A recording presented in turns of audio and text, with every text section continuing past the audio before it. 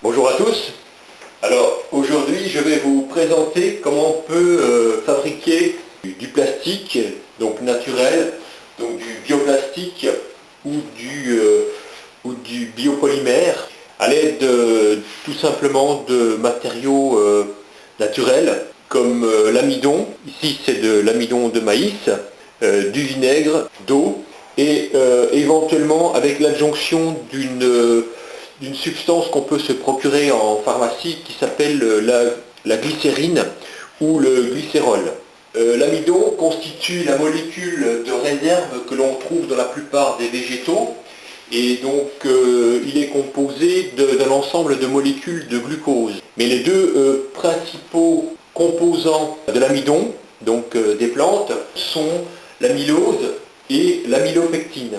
L'amylose est un polymère à longue chaîne, mais qui est très peu ramifié. Et l'amylopectine, par contre, est composée de glucose qui sont associés en une chaîne, mais qui est plus courte et plus ramifiée.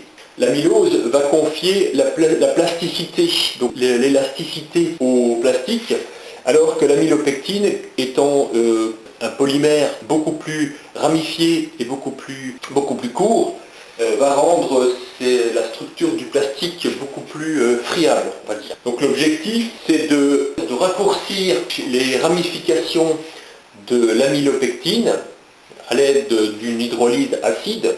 On va casser ces ramifications et on peut aussi augmenter la plasticité du plastique, donc le rendre beaucoup plus souple, en introduisant une molécule comme la glycérine ou le glycérol qui va agir comme un lubrifiant à l'échelle moléculaire, donc pour donner la souplesse au plastique. Alors on va commencer tout de suite par l'expérience.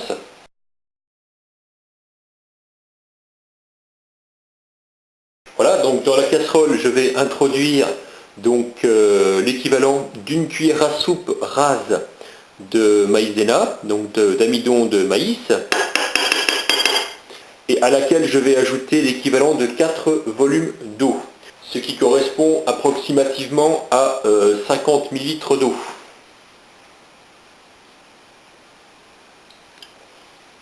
Ensuite, j'ajoute une cuillère à café de vinaigre. Je vais m'aider d'une maryse afin de bien dissoudre les différents ingrédients. Une fois les ingrédients dissous, je vais poser la casserole sur une plaque chauffante.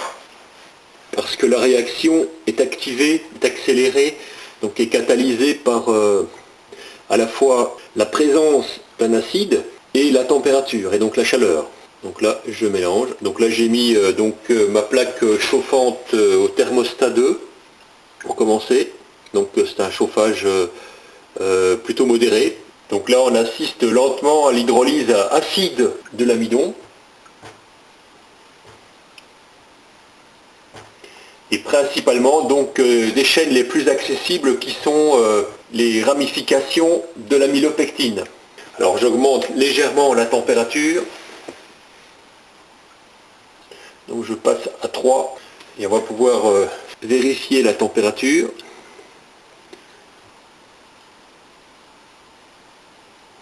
Là, pour l'instant on est à 50 degrés. Voilà, on commence à percevoir une augmentation de la consistance. Donc le mélange devient un peu plus visqueux, plus épais. On est à 51 degrés, mais on continue à mélanger. Je dirais que la consistance commence à ressembler à celle d'un sirop. Et là, on est à 53-54 degrés. Le mélange continue à s'épaissir. Voilà, donc regardez, le liquide est beaucoup plus visqueux, beaucoup plus épais. Ça forme maintenant, on a la consistance d'un gel.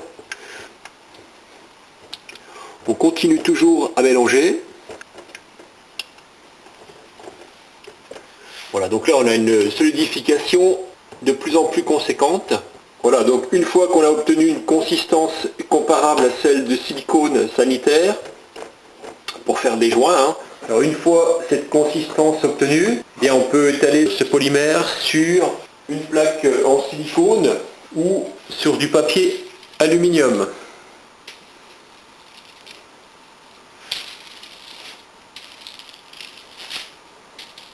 Comme ceci.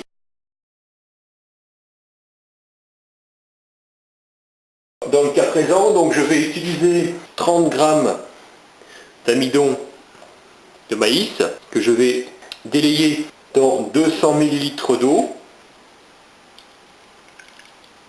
et auquel je vais rajouter un demi millilitre de vinaigre à 14 degrés. Donc c'est un vinaigre qui comprend une concentration en acide acétique inférieure à 15%. Je vais mélanger le mélange. Donc là, je commence à chauffer la solution. Donc là, je suis à peu près à 58 degrés. Je suis en thermostat 2 sur la plaque. Progressivement, on a la solution qui commence à prendre une consistance plus épaisse, plus visqueuse. La consistance continue à s'épaissir. Ça continue à s'épaissir. Voilà, toujours 57-58 degrés. Voilà, on voit bien la différence de consistance. On est sur une consistance qui est celle d'un gel maintenant. Je vais augmenter un peu la température. J'augmente encore la température, je suis en position 4.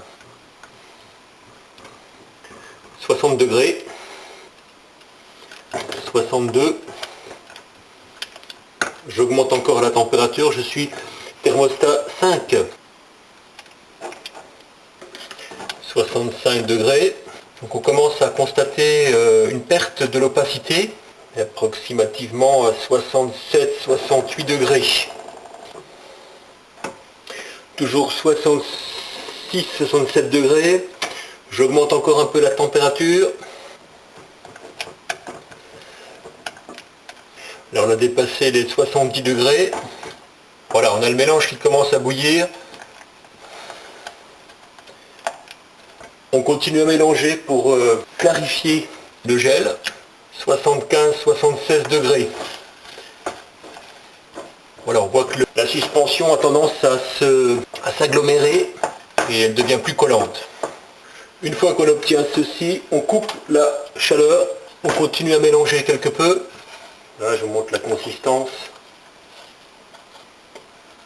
Donc ça forme un gel très compact. Voilà, donc là je vais étaler le gel sur un film aluminium.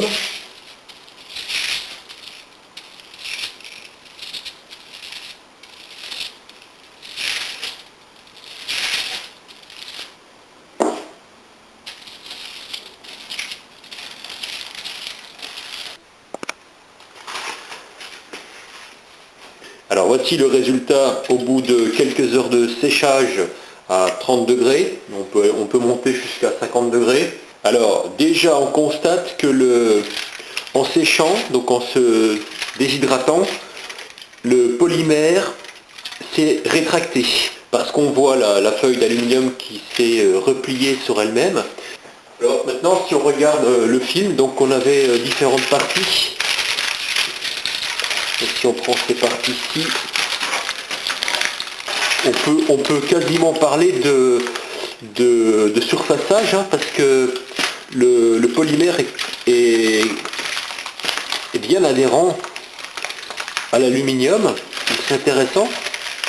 Là où il y a le polymère, eh bien, il est beaucoup plus résistant.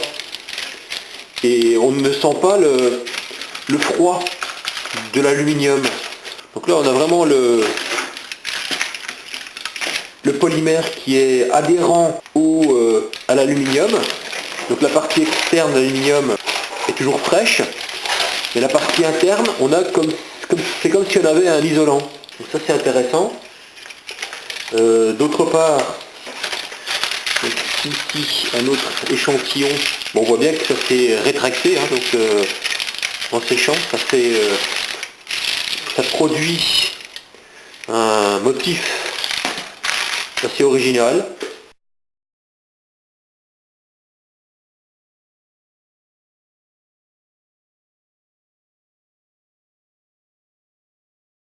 Alors, ce qui est surprenant, c'est de voir les motifs qui ont été imprimés sur la feuille d'aluminium, parce qu'on a une rétraction de la feuille, donc de façon un peu naturelle et aléatoire. ce qui donne un motif assez particulier. Encore un motif différent ici, donc on a vraiment une rétraction de façon un petit peu aléatoire de l'aluminium. C'est très curieux comme aspect, puis en même temps forcément c'est rigide puisque c'est de l'amidon séché qui s'est polymérisé sur l'aluminium et il est vraiment adhérent à l'aluminium, hein. Donc ça c'est un peu c'est une constatation assez surprenante, qui fait quasiment que l'aluminium pourrait être quasiment un peu plus résistant. Alors est-ce qu'il garde encore sa plasticité pour lui conférer une forme? Visiblement oui, hein, parce que quand je plie, voilà, quand je plie l'aluminium, il reste plié, il se déplie, mais sans que ça ne fracture ou sans que ça ne fissure le film. Donc ça c'est une surprise assez intéressante. Voilà, on a vraiment une rigidification de l'aluminium, ce qui le rend même un peu plus solide, hein, parce que si j'enfonce mon doigt dans l'aluminium ici, je passe vite à travers. Alors que si j'essaye d'enfoncer mon doigt ici, c'est quasiment impossible. Voilà, j'essaie d'enfoncer mon doigt à travers la feuille d'aluminium, c'est-à-dire que on a amélioré sa résistance à la pression. C'est impressionnant. Il n'arrive pas à passer à travers. Parce que pourtant on a un film qui doit mesurer à peine un dixième de millimètre d'épaisseur. Donc si j'avais huilé la feuille d'alu, j'aurais pu peut-être récupérer ce film. Voilà, je ne m'attendais pas à ce résultat. Il faut savoir que si on repositionne ce polymère dans l'eau, eh bien il va progressivement se dégrader, hein. Ah bah oui. Ah d'accord. Ah ouais, d'accord.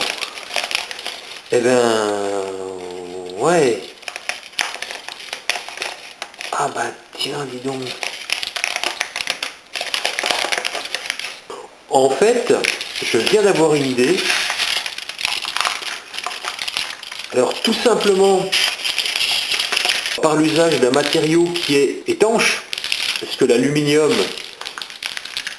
la feuille d'aluminium, elle est étanche à l'eau, mais elle a des inconvénients, c'est qu'en fait elle n'est pas très solide. Et en même temps, elle apporte un autre avantage, c'est qu'elle est légère. Donc le fait d'avoir positionné maintenant en face interne un matériau qui est plastique, mais qui est aussi rigide et qui est flexible, parce qu'on peut améliorer la flexibilité du matériau par l'ajout de glycérine ou de glycérol, comme j'ai dit au départ.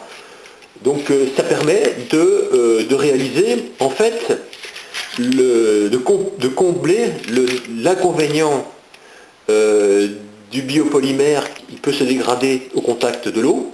Alors qu'ici, si on réalise un filmage d'une feuille aluminium par un polymère, un biopolymère classique, eh bien ça permet de renforcer le papier aluminium. Et donc ça permet de créer un plastique qui est extérieurement étanche à l'eau. Et de créer en fait un sac plastique qui va permettre de préserver à l'intérieur des matériaux pour les protéger du contact avec l'humidité, comme la pluie ou des projections d'eau. Et tout en conservant une certaine légèreté. Et en plus, c'est même réfractaire éventuellement à des fortes chaleurs. Donc je pense que ça peut être intéressant, hein. Il y a peut-être des applications qui peuvent être intéressantes à exploiter ou à creuser. Donc voilà, j'espère que cette petite vidéo vous a plu. Et donc je vous dis à très bientôt.